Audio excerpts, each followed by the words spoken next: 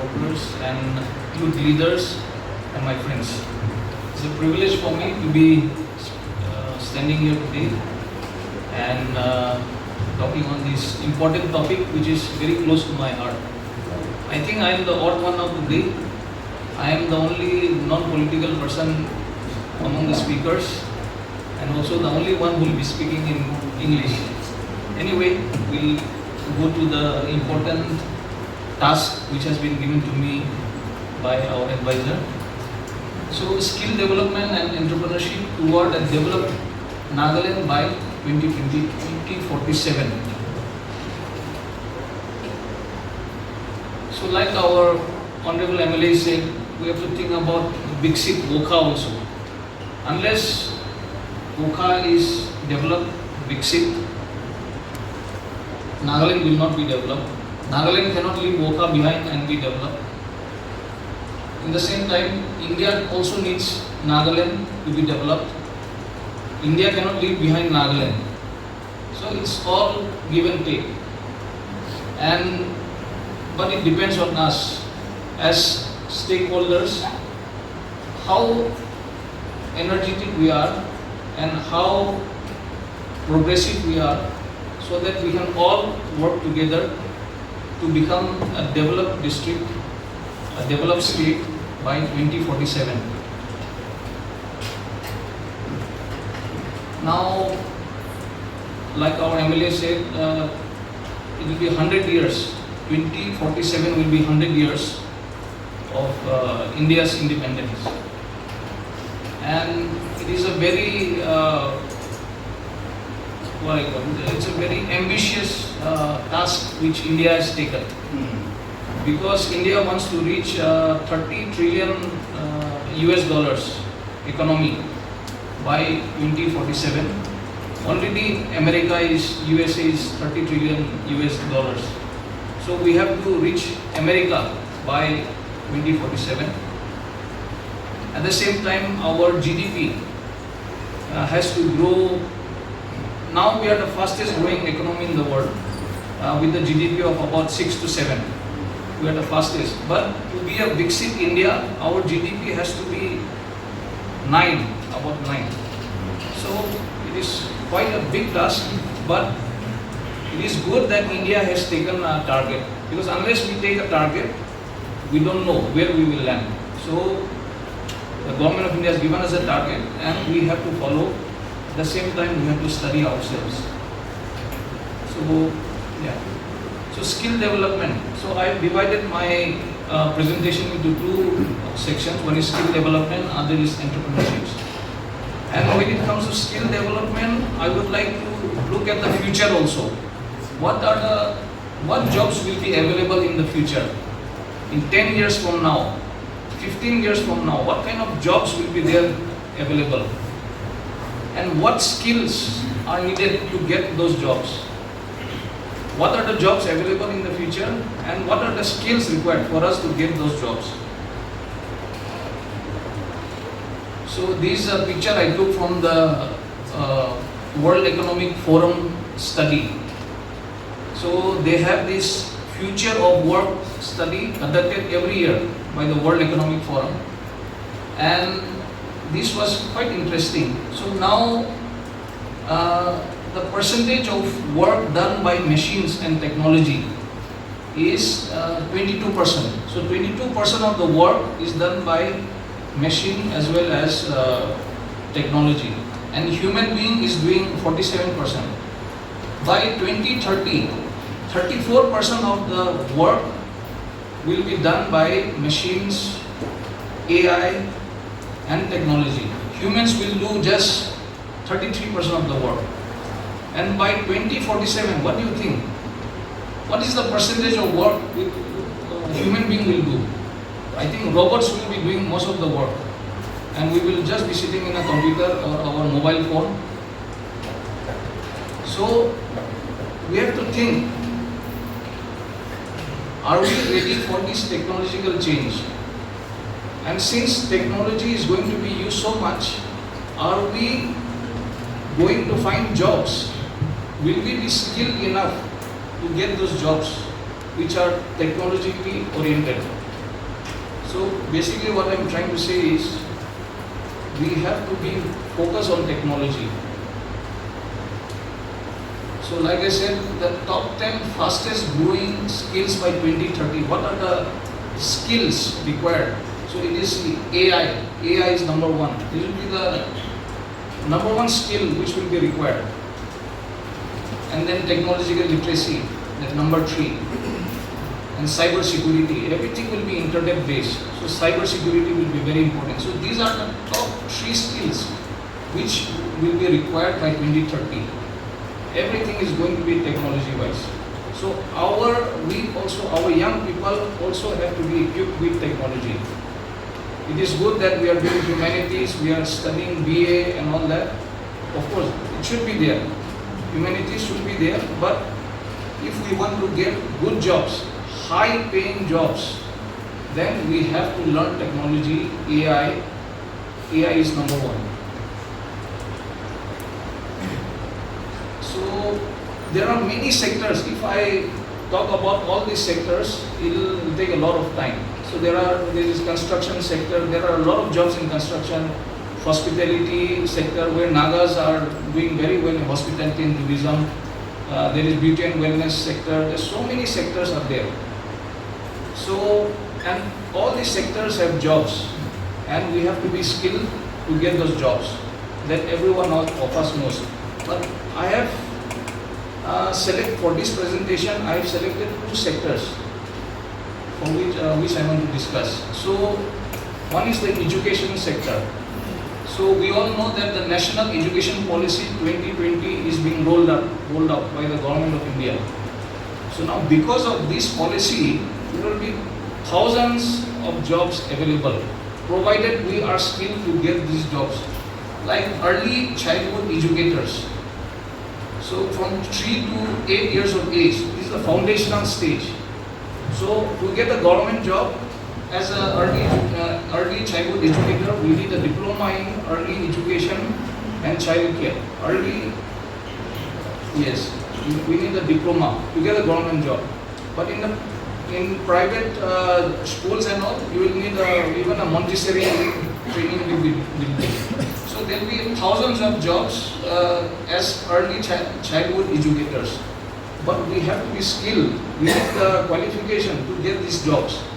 So in the next 10 years, a lot of jobs will come out in this sector. Vocational trainers. So from class 6 onwards, every school will have a vocational trainer. Thousands and millions of jobs will come out as vocational trainers. But are our youths, or are we trained to be a vocational trainer or not?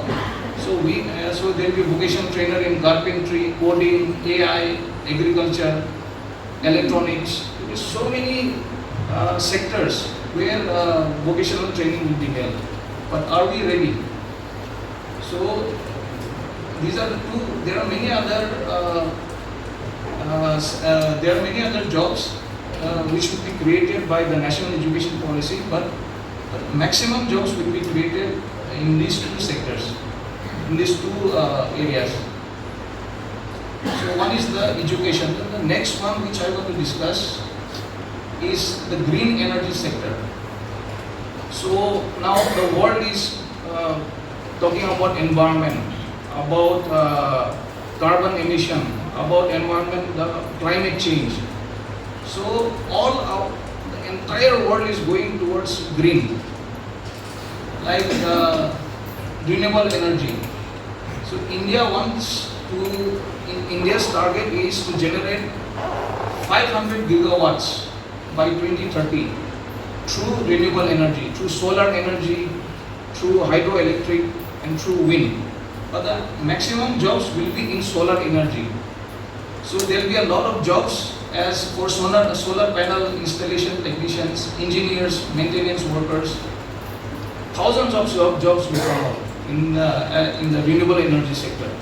So we have to be prepared. Our youth have to be prepared so that we can get these jobs. Electric vehicles. So what is happening now? Like India has planned by 2030, 80% of the 2-wheelers should be electric. 70% of the commercial cars has to be electric. 30% of passenger cars has to be electric. So this is what India has planned. So obviously there will be a lot of jobs in this sector. But again the question comes, are our youths equipped to get these jobs? So there will be EV technicians, charging station maintenance. So when there are so many electric cars, you need the charging stations. Like there are petrol pumps, there will be charging stations. So these stations also need maintenance. So there should be engineers and technicians who has to take care of this charging station. So I want to propose to our MLAs, if we can, during your district planning board meeting, if our WOKA ITI, if we can think of starting a course as EV technician course in our WOKA ITI. Especially Mahindra and Tata, they will come forward if we give them a proposal. Because in Mokokchung ITI, Ashok Leyland has come. So if we can discuss and then start this EV technician course in WOKA ITI, I think this will be a blessing for every one of us.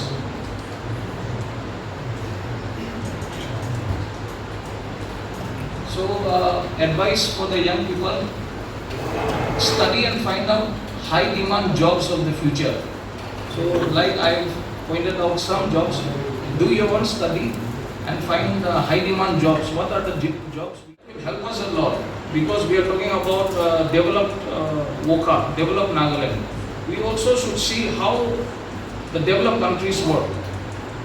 If we go there, we earn in euros, we earn in pounds, we earn in yen. Also get that confidence, how things work, how the world works, and we can bring back to our hometown.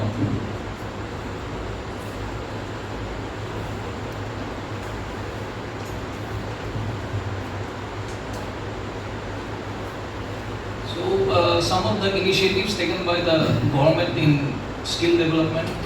So recently the Skills and Entrepreneurship Development Mission was launched.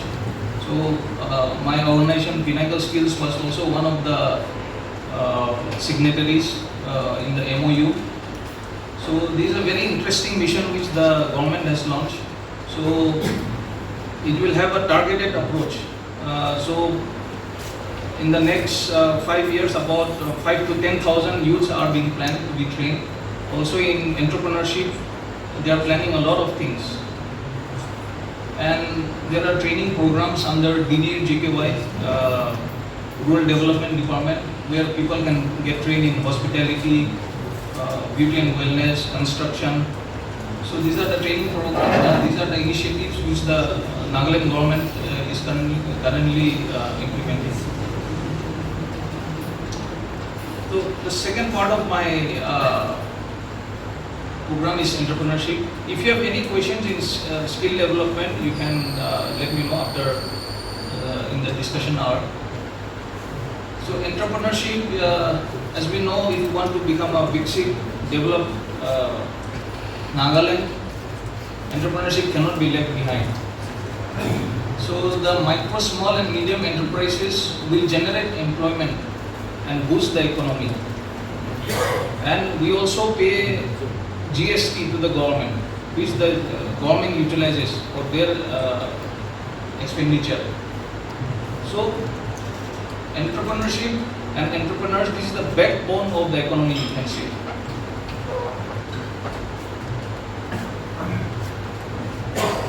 Everything is not so rosy when it comes to our state.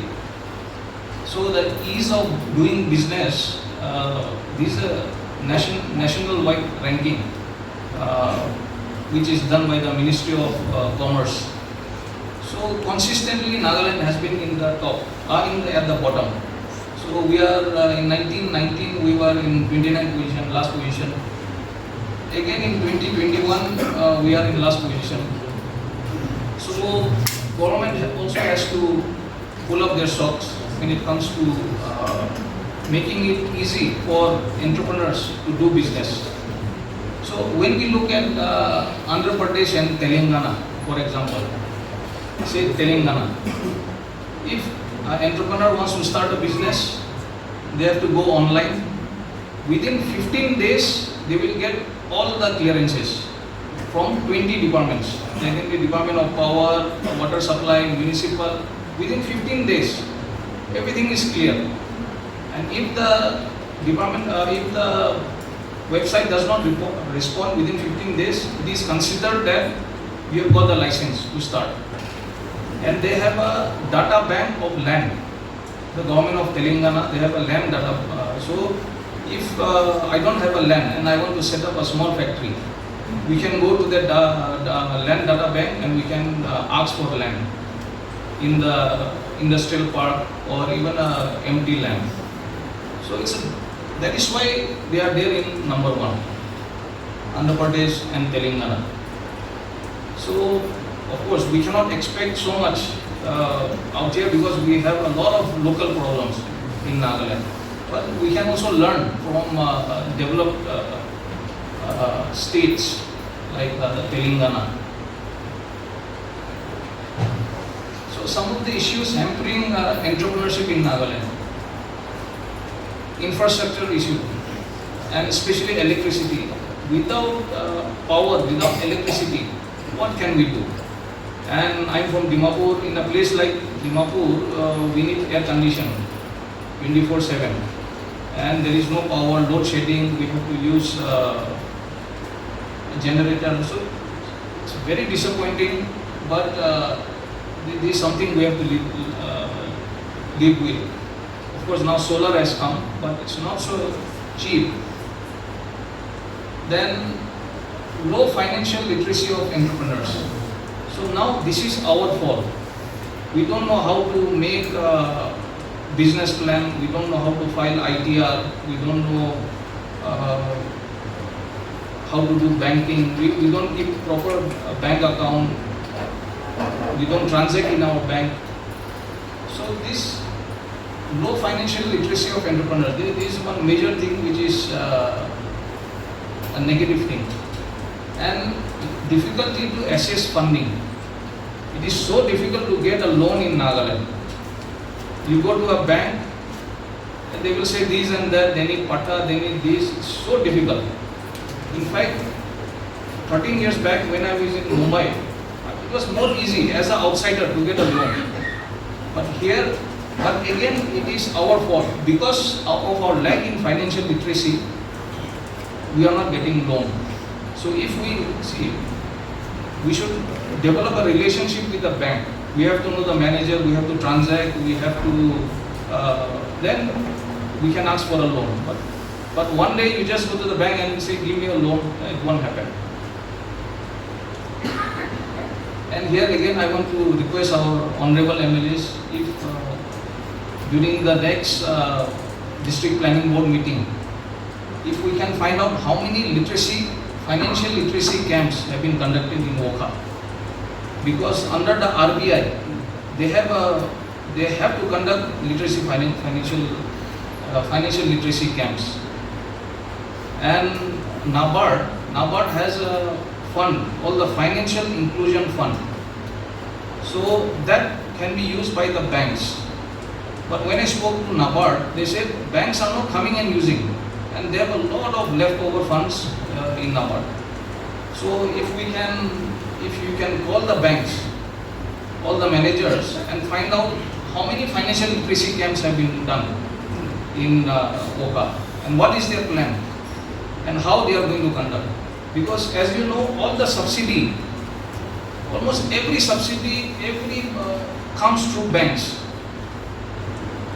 And we have to make them accountable, the banks. They also have to do their part in giving us the financial literacy. So the government is doing a lot to help entrepreneurs. So Nagaland Skills and Entrepreneurship Development Mission just launched with a lot of promise. Startup Nagaland is there under the Department of Industries and Commerce. Under Startup Nagaland, you will get incubation and financial support. If you have an innovative idea, you can go to Startup Nagaland in the Department of Industries and Commerce. CM Microfinance Initiative, again, a lot of loans has been given under this CM Microfinance Initiative with a 35% subsidy. That's a big subsidy.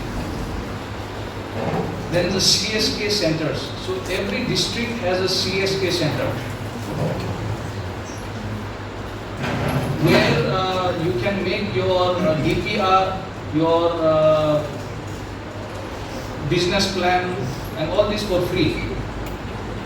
And then once you make the DPR, if you want to apply for CM Microfinance Initiative, the CSK will forward it to the Deputy Commissioner, and Deputy Commissioner will accept or reject. So this is done through the CSK center. How many here know about the CSK center in Wokha? Can you please raise your hand? 1, 2, 3. Please raise your hand. How many knows the CSK center? So only 3-4%, even 1% knows about CSK center. So CSK center is funded by the SIDBI. SIDBI, Small Industries Development Bank of India, in association with IDAM. So in every center, I think the manager of CSK is Atanglo, here. Yeah, she is there, so she will take care of your DPR, everything, and you have to make use of her and the office. And PMEGP, you know, Unnati scheme, this is a new scheme which has come, so up to 50 lakhs, no, minimum is 50 lakhs you can avail, and you will get a subsidy of 50%. So Unnati scheme is there. Mudra scheme, everyone knows, up to 10 lakhs. Stand Up India, especially for ST and women entrepreneurs, 10 lakhs to 1 crore, you can avail. SC/ST hub scheme, under SC/ST hub scheme, you can avail, suppose you have taken a loan for 10 lakhs, you will get a subsidy of 2.5 lakhs, 25%. So under SC/ST hub scheme. So regional office is in Guwahati, but we have office in Dimapur also. So government is doing a lot, but it is up to us to avail this. They cannot come and put it in our mouth. We have to go and avail all these things. And finally, this is my last slide. Government e-marketplace. How many know about GEM? Government e-marketplace. Can you please raise your hand?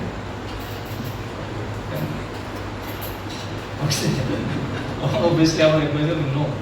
So, see, GEM is, I think, what I read in the news yesterday, about 140 crore, 140 crore transaction.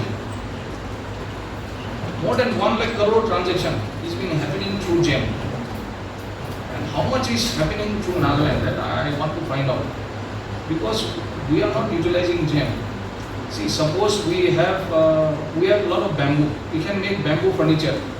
We have a lot of wood. We can make furniture with wood and then put it in GEM. And someone from somewhere will order it. Your bamboo is a rare commodity outside. It can and you will get time to make the order. They will give you maybe 1-2 months. At that time, you can put 50-60 people and complete your order. Some entrepreneurs in Dimapur, they are doing that. Even handicraft they are putting in GEM. And not only that, the central PSUs like Assam Rifle, NEPCO, they have to procure all their items through GEM. Their stationery, machinery. Yesterday I saw one GEM tender from Assam Rifle, Wokha. So how many of us know that they are putting out tender? We don't know because we are not in GEM. You just register and get inside them. Then you know a lot of opportunities. Like in Rangapahar, army camp. Once I was speaking to one army officer, he said, stationery is coming from Jammu and Kashmir. Because no one is applying from Dimapur. See, Rangapahar stationery is what crores, but it's coming from Jammu and Kashmir. Eggs, chicken, fish, daily consumption, water bottles. Since I am in GEM, I got the opportunity to, since I am in the manpower, I am supplying 150 people to Rangapahar as labor and clerks. So only through GEM I got to know. So I have 150 people working in Rangapahar, in Dimapur. See, they also want local people, because see, if someone is supplying furniture or stationery from Jammu and Kashmir, if the quality is bad, again it becomes a problem for the army people. They cannot contact. It's very difficult. But if we are local, then they will contact us immediately. And I'm only talking about Rangapahar. There are Assam Rifles all over, the army camp, CRPF, everyone is there. So, but we have to get inside the system. We have to get inside GEM. So that's about it. I took a lot of time, but I'll be happy to take any questions there. Thanks.